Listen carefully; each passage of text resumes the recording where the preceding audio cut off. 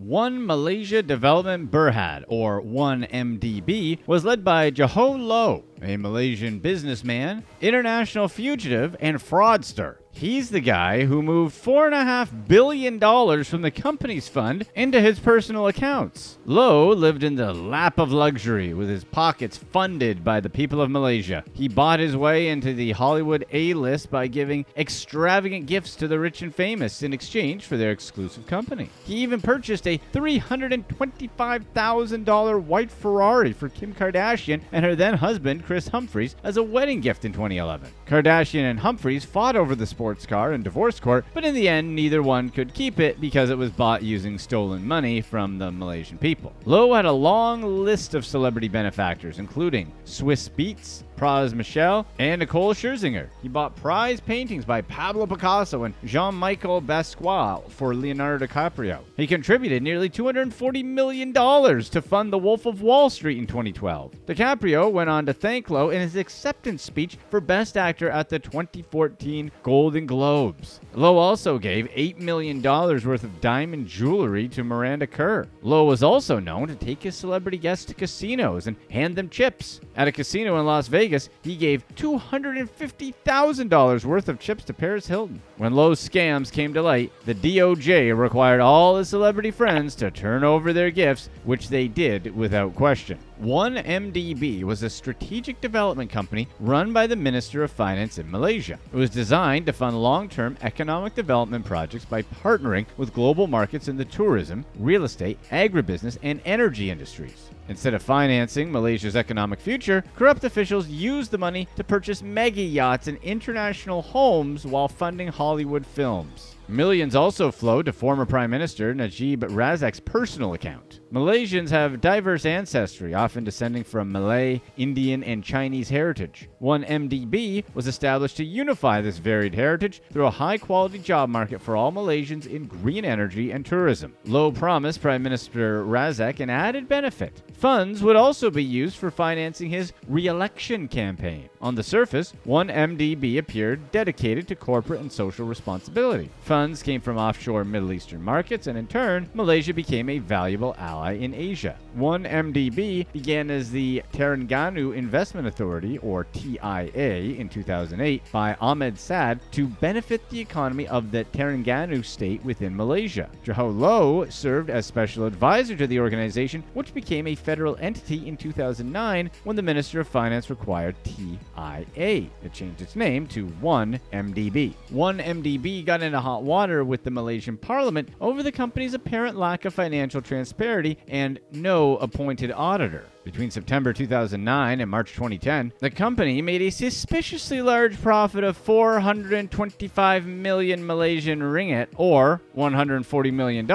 which raised further questions about sketchy accounting. Some suspected the profit came from asset injections from the Malaysian government, given that Prime Minister Razak was 1MDB's advisory board chairman. Though 1MDB said that all activity was well audited and available on its website, the company suspiciously switched auditors 3 times from 2009 to 2013. By 2015, the company had over $12 billion in debt. Major newspapers, including the Wall Street Journal, alleged that 1MDB was being used to steal funds from the Malaysian government and transfer it to the personal accounts of Prime Minister Razak and his associates, including Jho Low. The company denied the allegations, but in July 2020, Razak was found guilty of criminal breach of trust and money laundering. He was sentenced to 12 years in prison and a $49 million fine. The Department of Justice wants Low in connection to the crimes. Besides buying gifts for celebrities, Low spent money on lavish gifts for himself. He bought a $250 million 300-foot mega yacht called Equanimity. He purchased millions of dollars worth of prime real estate throughout the United States and England, including a $33 million penthouse in Trump Tower and another in a swanky Beverly Hills hotel. He started a charitable branch branch of his father's company, Jho Capital, called the Jho Foundation, to finance schools, hospitals, and community centers. But most of his philanthropic giving began after the 1MDB scandal, arousing suspicions that money he donated was stolen from the company.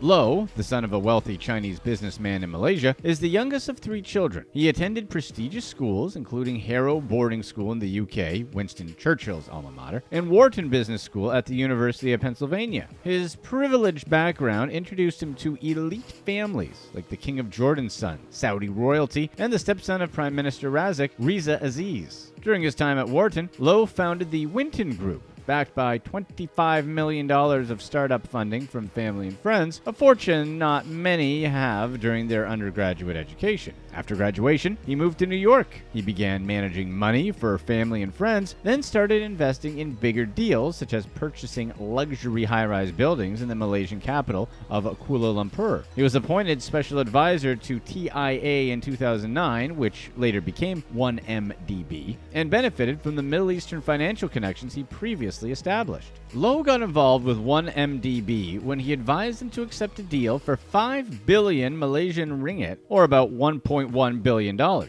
May 27, 2009, the formerly named TIA signed the deal to raise funds by issuing Islamic medium-term notes or 5 to 10-year loans. The Terengganu state government advised against this deal, but Low told the company to proceed with the agreement. In the meantime, Low was brokering deals left and right. He arranged for the Minister of Finance to acquire TIA and rename it 1MDB. Low was instrumental in investments in energy companies, including Petro Saudi Holdings, Segregated Portfolio Company, and SRC Group. He also brokered real estate deals with land holdings in Malaysia and the Middle East. Low became close with Prime Minister Razak's stepson Riza Aziz in college. Aziz laid the foundation for Low's business partnership with Razak, and in turn, Low funded Aziz's new production company, Red Granite Pictures. The company was created in 2010 and was bankrolled by money from the 1MDB. A lawsuit in California claims that Low helped divert $238 million from 1MDB into Red Granite Pictures in 2012. The money helped fund the upcoming film Wolf of Wall Street, a story that depicts how too much wealth landed real-life Wall Street investor Jordan Belfort in hot water. The irony is that Low probably could have taken a few notes from Belfort's failed investments. Wolf of Wall Street was nominated at the Oscars in 2014, and Red Granite threw a lavish party in Cannes, France, with a performance by Kanye West. A U.S. civil filing showed that the money was moved from 1MDB through Abar Investments to Red Granite Pictures, even though the production company denies any wrongdoing. Low was also heavily involved in electioneering in Malaysia by funding the Prime Minister's 2013 re-election campaign and organizing free pro-government concerts in his hometown of Malaysia featuring Busta Rhymes and Ludacris. He tried to influence American politics as well when in 2012 he tried to use stolen 1MDB money to indirectly transfer funds to Barack Obama's presidential campaign. Low made headlines when he proposed to Taiwanese pop star Elva Seo in Abu Dhabi. The couple emerged from a Rolls-Royce at the luxury Atlantis Hotel and stepped onto a beach lit by candles with a woman playing the harp.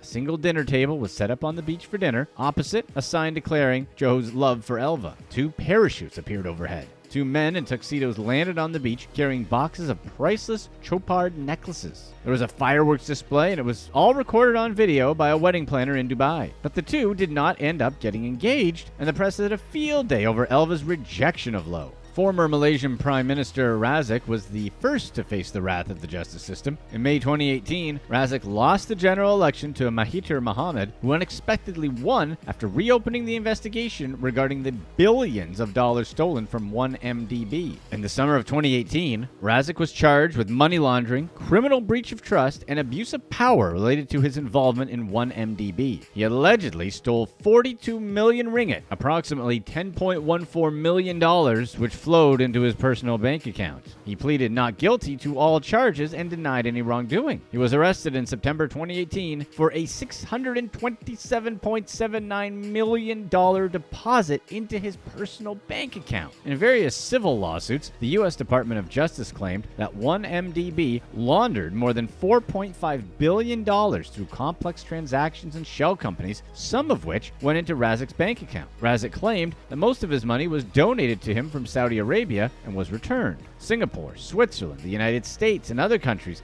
investigated 1MDB over money laundering and corruption. In July 2020, Razak was found guilty of scandal and was sentenced to 12 years in prison and a $49 million fine. Tim Leisner, former Goldman Sachs employee and Southeast Asia chairman, pled guilty to his role in the scam. Goldman Sachs earned $600 million in fees from bond sales for 1MDB. Like Low, Leisner was known for his life of luxury, complete with celebrity parties, and his marriage to a fashion designer. He was indicted in June 2017 by the U.S. Department of Justice. Several other organizations were implicated in the scandal, including the London law firm Clyde & Co., which held $330 million for 1MDB in a bank account in London. The Malaysian government also filed lawsuits against Low's former associates and 1MDB executives Jasmine Liu and Casey Tang for 9.3 million Malaysian ringgit acquired through taxes. 1MDB was declared insolvent due to its inability to pay back its debts. Low disappeared in August of 2017. He was last seen on his super yacht on the coast of the Cambodian island of Koh Rong Senlom.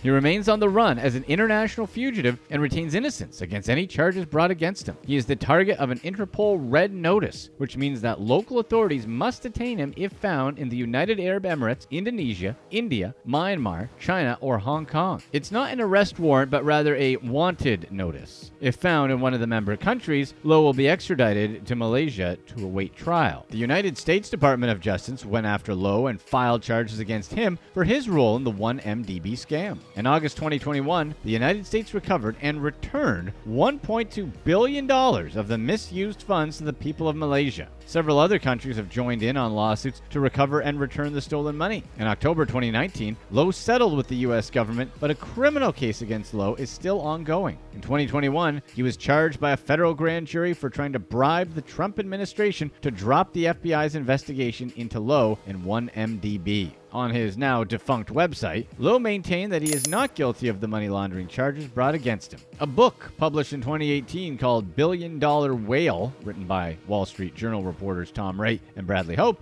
details the origins of the 1MDB corruption scandal, including Low's rise to power and lavish spending. Low posted official statements on his website in response to the book, saying that his guilt was predetermined by politics. Low believes the book is based on gossip and allegations instead of factual evidence. If that were true, he wouldn't be hiding out on his super yacht now, would he? It remains to be seen what will happen to Low when he is found and brought to justice. But, just like Jordan Belfort, he won't be getting away with it. DiCaprio probably doesn't want to depict him either. Click here to watch one of these next videos. And let us know in the comments section whether or not you think physical cash will still be around in 100 years.